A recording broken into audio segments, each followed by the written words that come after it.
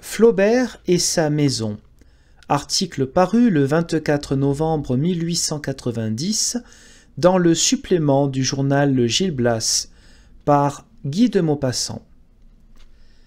Le docteur Cloquet disait à madame Flaubert, après avoir vu pour la première fois le jeune Gustave, grand et mince garçon de 16 ans, aux cheveux bouclés tombant sur les épaules, « Votre fils, c'est l'amour adolescent. » Il était beau alors, paraît-il, d'une beauté olympienne de jeune dieu grec.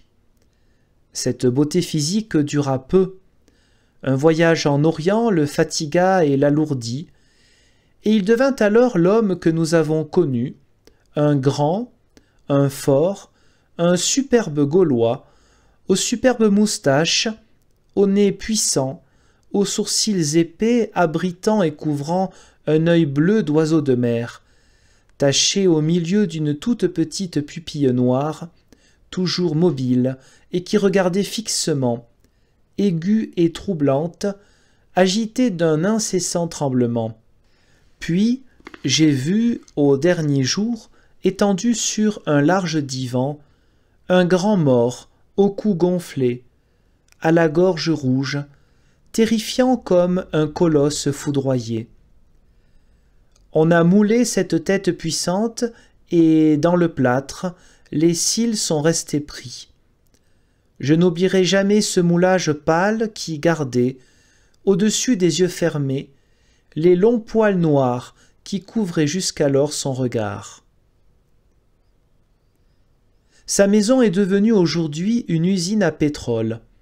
Il n'existait pas, peut-être en France, une demeure plus littéraire et plus séduisante pour un écrivain. Toute blanche, datant du XVIIe siècle, séparée de la Seine par un gazon et par un chemin de halage, elle regardait la magnifique vallée normande qui va de Rouen au port du Havre. Les grands navires, remorqués lentement vers la ville et vus des fenêtres du cabinet de travail de Flaubert, semblaient passer dans le jardin.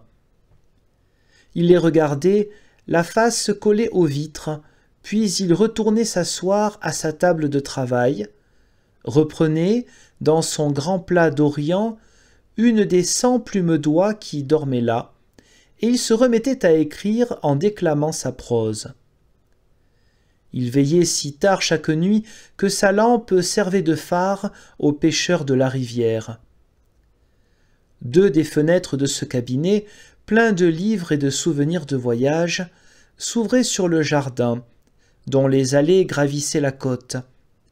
Un immense tulipier les venait caresser. Presque jamais Flaubert ne quittait ce cabinet de travail, n'aimant pas marcher, car il répétait souvent que le mouvement n'est point philosophique. Quelquefois, cependant, il allait se promener une demi-heure dans la longue avenue de Tilleuls, à la hauteur du premier étage, allant de la maison au bout de la propriété. Pascal aussi avait marché sous ces tilleuls, car il demeura quelques jours sous ce toit. On croit aussi que l'abbé Prévost y fit un court passage. Quand on montait jusqu'au haut du jardin, une admirable vue s'étendait sous les yeux. Le grand fleuve, semé d'îles couvertes d'arbres, descendait de Rouen vers le Havre.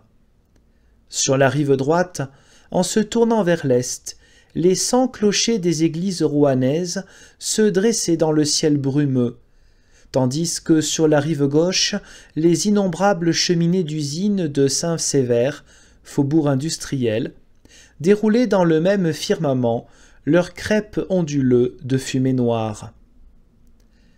Mais quand on se tournait vers l'ouest, c'était une longue vallée verte où coulait le fleuve. Sur les côtés, des forêts sombres, et dans le fond, le grand serpent d'argent liquide qui glissait doucement vers la mer.